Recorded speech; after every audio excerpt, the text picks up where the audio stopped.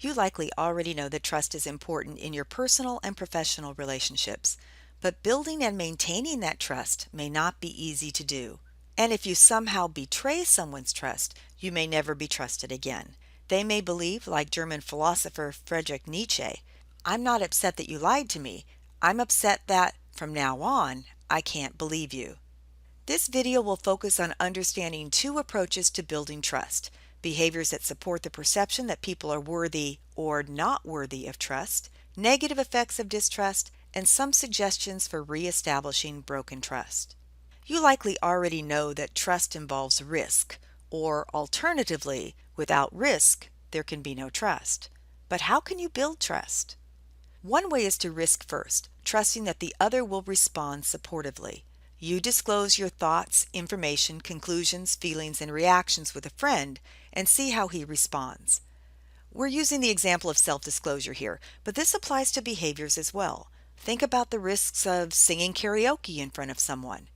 If your friend responds supportively by being accepting and cooperative and reciprocates with his thoughts or his singing, then the risk was worth it.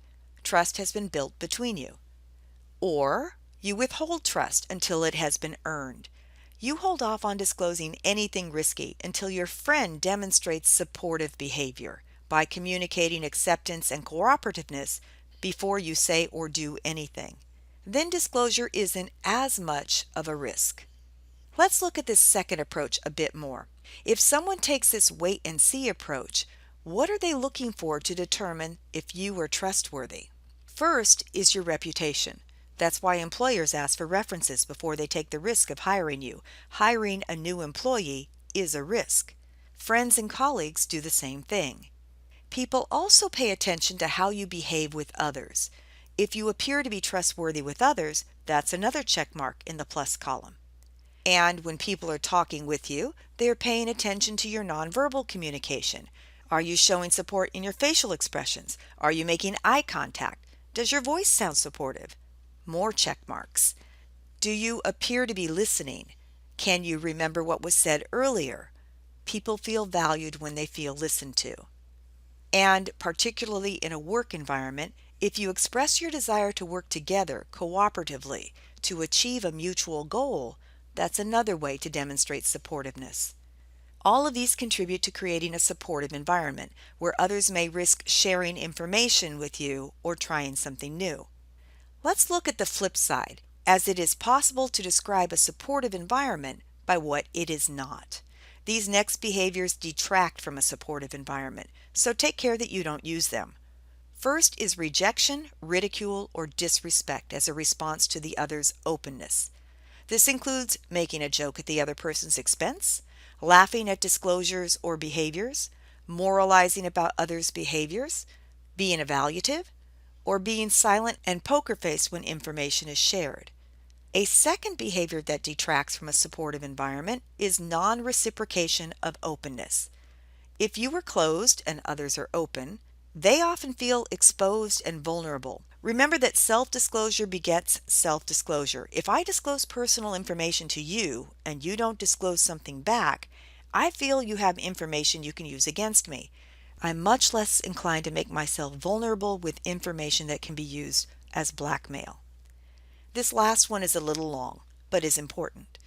Refusal to disclose your own thoughts, information, conclusions, feelings, and reactions after others have indicated considerable acceptance, support, and cooperativeness. If someone indicates supportive behavior and you are closed and guarded in response, he will feel discounted and rejected. And again, this type of behavior doesn't have to happen with the other person. If we observe this kind of behavior with others, we are more likely to distrust you and not even give you the chance to demonstrate that you are trustworthy. Please keep in mind that you need to allow someone the opportunity to demonstrate that they are trustworthy, and that people can and need to learn from their mistakes. You'll likely start by testing with low-risk disclosures and behaviors, but even then you may be looking for evidence that your risks will likely pay off. Not surprisingly, creating distrust is not recommended. Why? Let's look at it in a group situation, starting with the concept of social loafing. For some people, when working in a group, they put in less effort than if they were to do the work alone. From their point of view, intentional or otherwise, there are other people who can do the work, so they don't have to do as much. If they were working alone, however, they would have no choice. If they didn't do the work wouldn't get done. And the word social in the behavior? That means that social loafers often come to the group to socialize, enjoy each other's company, without actually doing much of the work. Oddly, social loafing can backfire. If group members distrust others to do the work, otherwise contributing group members may loaf themselves. After all, who wants to risk looking like a sucker who did the bulk of the work? Sometimes when group members don't trust each other, they begin to get competitive simply to defend their best interest. Unfortunately, this can backfire too, as other group members start to distrust their competitive members, which can then create a cycle of more competition, then greater distrust, and so on. Distrust can often result in destructive conflict. Remember that conflict can be productive if it is related to working through the task. However, if it is rooted in resentment or ego, conflict can be destructive and can harm the group's ability to work together. If you haven't figured it out by now, nobody is perfect. It's likely that someone has betrayed your trust or that you've betrayed someone else's trust, or maybe a little of both. Realize that often just one betrayal can result in distrust. And once established, distrust is difficult to change. The cliche, once bitten, twice shy, applies here. You may have heard another cliche about trust being like a vase. Once it's broken, though you can fix it, the vase will never be the same again. And unfortunately, sometimes the distrust is not even your fault. Anyone who has gone through a breakup due to infidelity can attest to the difficulty trusting someone else, even if that person has given you no reason to distrust them. How do you reestablish trust after it's been broken? While there are no promises, there are some recommendations you can try. Acknowledge your errors and apologize. If you slip up again, own up to it immediately. Remember that we observe how you behave with others, so you must be absolutely and consistently trustworthy with everyone. Your acceptance and support of others is critical. Recognize that trust is a two-way street. You need to let yourself be vulnerable, engaging in trusting actions yourself. Openly and consistently express your desire to be cooperative, and work on reestablishing your credibility. Announce your intentions and follow up so others can see you are being consistent and reliable. Recognize, however, that it can take a long time to reestablish trust, if it can be reestablished at all. Let's take a brief detour to an old study that was published in the Journal of Computer-Mediated Communication. Why? Because way back in the late 90s, working in virtual groups was in the early stages. Businesses and organizations recognized that the trust vital to effective teamwork didn't automatically develop in an online environment when team members weren't always seeing each other's nonverbal behaviors. The study identified behaviors that both facilitate or build trust and those that maintain trust once it's been built. Let's briefly cover the ones that the study claimed increases the likelihood that your virtual teammates will trust you. These behaviors happen early in the group's life. The first recommendation is to engage in social communication. Express interest in more than the task. Also recommended is that you communicate your enthusiasm about both the project and working with each other.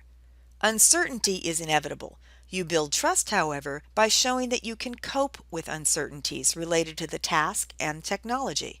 This means that you get clarification and you share that clarification to help others in the group. And showing individual initiative increases others' confidence in you and your abilities, as long as it is appropriate. You don't want to overstep your authority. Volunteer for tasks and try to assist others. This shows mutual concern and support for the project. Once you have built trust, now you need to maintain it. Keep it going. Key to this is having predictable communication. This means status reports and attendance at meetings such as phone or video conferences. Even if you have nothing to report, an email to that effect helps the group. If someone contacts you, you should respond in a timely manner, being explicit and elaborating if necessary. You'll need to be able to move from the social discussion, including dwelling on past events, to the procedural, which involves following the rules, to the task, when the group is getting down to business. Even if you're not the designated leader of the group, you can still exhibit leadership behaviors. In this case, it means being positive rather than focusing on the negative. Motivate, don't complain. Just as uncertainty is inevitable, crises are also likely to happen. Teams feel they can trust you if you can respond to crises in a calm manner. Notice that the behaviors that facilitate or build trust are different than those recommended to maintain trust once it's been established. Although these suggestions are developed explicitly for virtual groups, most, if not all of them, apply to face groups as well. Let's end with a few final thoughts on trust. Realize that trust is not always appropriate. In fact, both never trusting and always trusting are inappropriate. You need to analyze the situation and make your decision based on a number of factors. Trust is appropriate when you feel relatively sure that the other person will behave so that you won't be harmed, that you will more likely experience the beneficial consequences of extending your trust than the harmful consequences. The benefits outweigh the risks, or, at the very least, the other person won't exploit your trust. However, trust is inappropriate when past history clearly indicates that you are likely going to experience the harmful consequences. What constitutes a clear indication? That's up to you to determine.